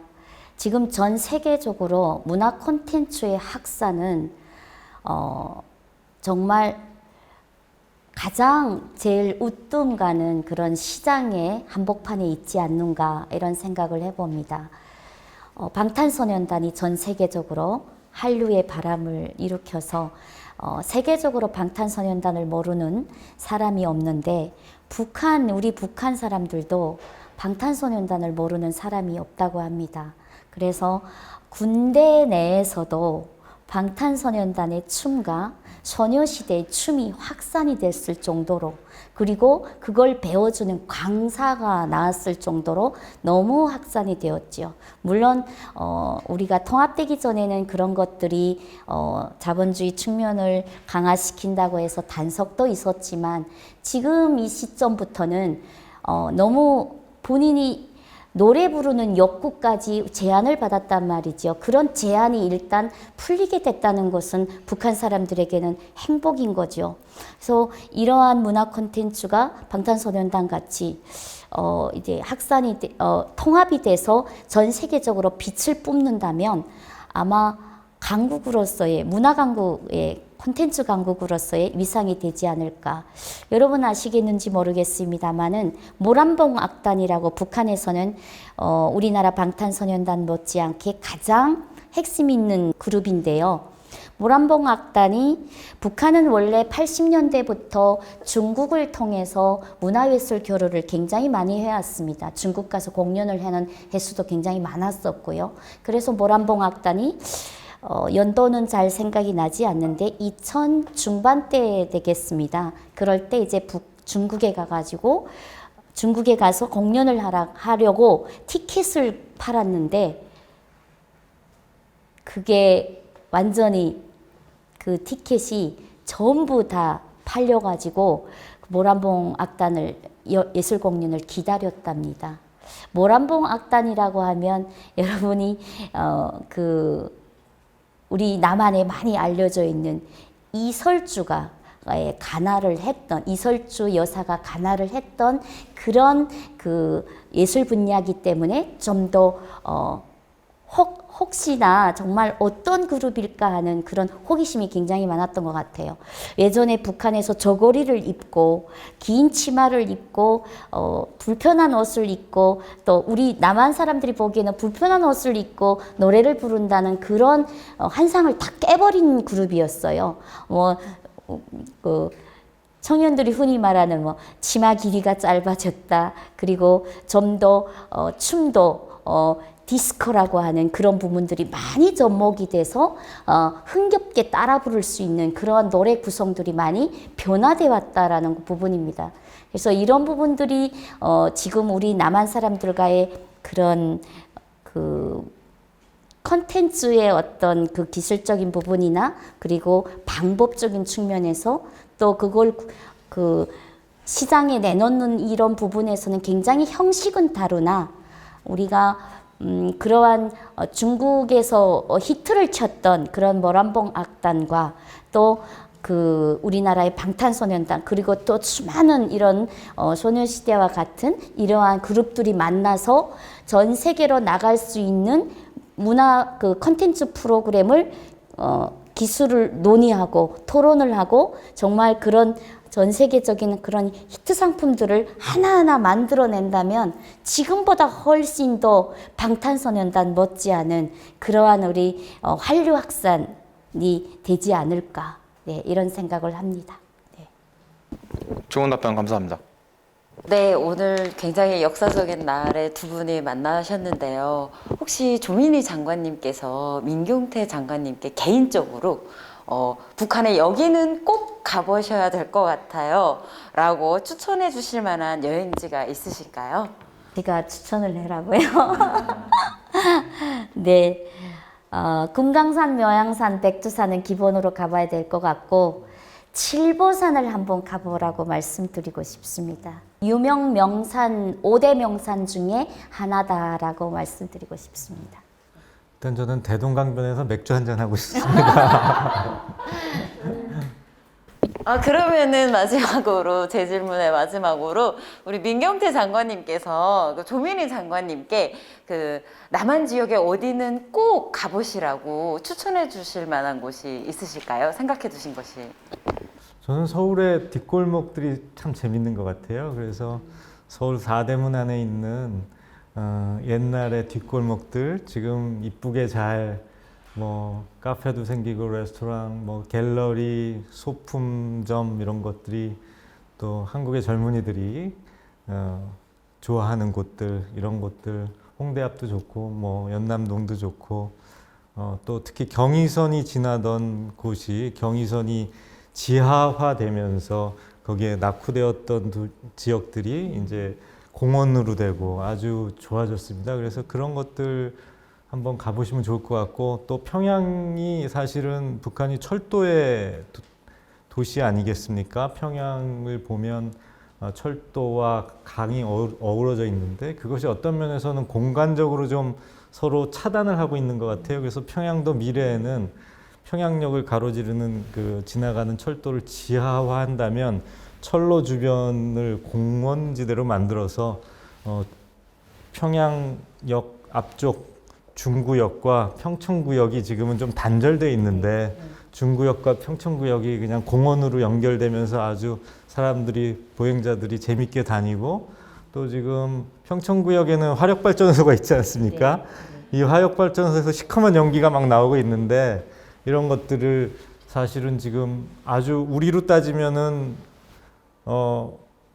저기 광화문에 뒤에 이제 청와대가 있는데 종로 한복판에 화력발전소가 막 있는 거나 같이 그렇게 아주 그 도심에 위치해 있는데 화력발전소 외곽으로 이전하고 친환경 발전소 도입하든지 미래에는 또 스마트 그리드로 연결해 가지고 런던의 테이트 모던 갤러리가 과거 화력발전소가 지금 갤러리를 만들었듯이 평양 화력발전소를 외곽으로 이전하고 그 지역을 정말 문화예술의 중심으로 재개발할 수도 있을 것 같고요.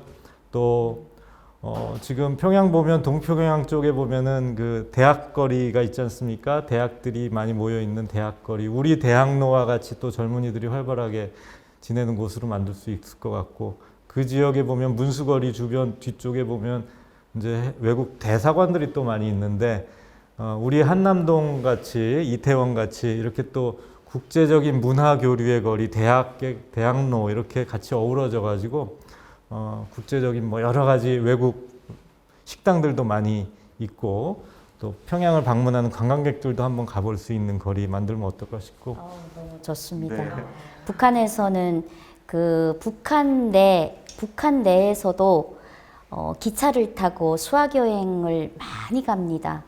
꼭 가야 되는 곳들이 있었는데요. 혁명사적지라던가 박물관들이었거든요. 그런데 이제는 통합이 된 시점에서는 기차나 자동차를 타고 수학여행을 서울로 그리고 부산으로 전국 곳곳을 다 누빌 수 있는 그런 정말 날이 너무 왔으면 좋겠습니다. 그래서 저도 못 가본 곳이 있는 것들을 좀 더 구체적으로 보고 모든 북한 주민들이 공유하고 또 그런 공유를 하는 과정에 또 더 좋은 사업 아이템을 만들어서 같이 사업을 할 수도 있고 같이 공유할 수 있고 같이 학술회의도 할 수 있고 토론도 밤새껏 토론도 할 수 있는 그러한 장들이 마련해지길 기대합니다. 네, 정말 좋은 말씀이고요.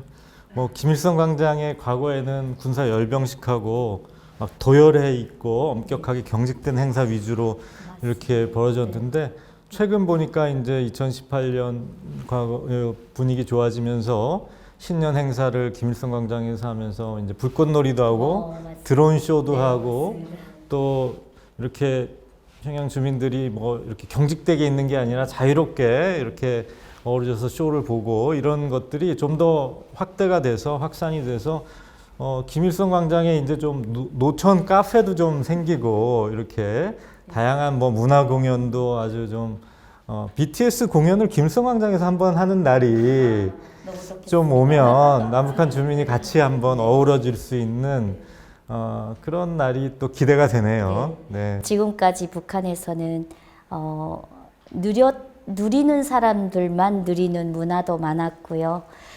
사실 남한의 곳곳처럼 이렇게 접할 수 있는 기회가 사실 적었습니다. 그래서 앞으로 여러분들께서 우리 남북한의 어떤 그런 경제 발전과 인도적 교류 그리고 사회문화의 교류의 그런 경제 협력 이런 것들을 더 관심을 해서 어떤 부분들이 북한 주민들에게 골고루게 인간 욕구를 실현해 줄 수 있는 길이 될지 이런 것들을 고민해 주는 그런 시간이었길 바랍니다. 정말 귀하고 좋은 정보가 가득 담긴 답변 정말 두 분께 감사드립니다. 감사합니다. 하나가 되기 위한 첫걸음. 3월 1일 한반도 통합선언에 이어 지금까지 한반도 국토개발부 민경태 장관과 한반도 문화사회부 조민희 장관과의 기자회견이 여기 평양프레스센터에서 진행되었습니다. 다시 하나가 되기 위한 평화의 큰 그림을 그려가는 한반도 평양 기자회견. 우리 다 함께 새로운 미래로 한 걸음 한 걸음 하나 하나 이루어갑니다.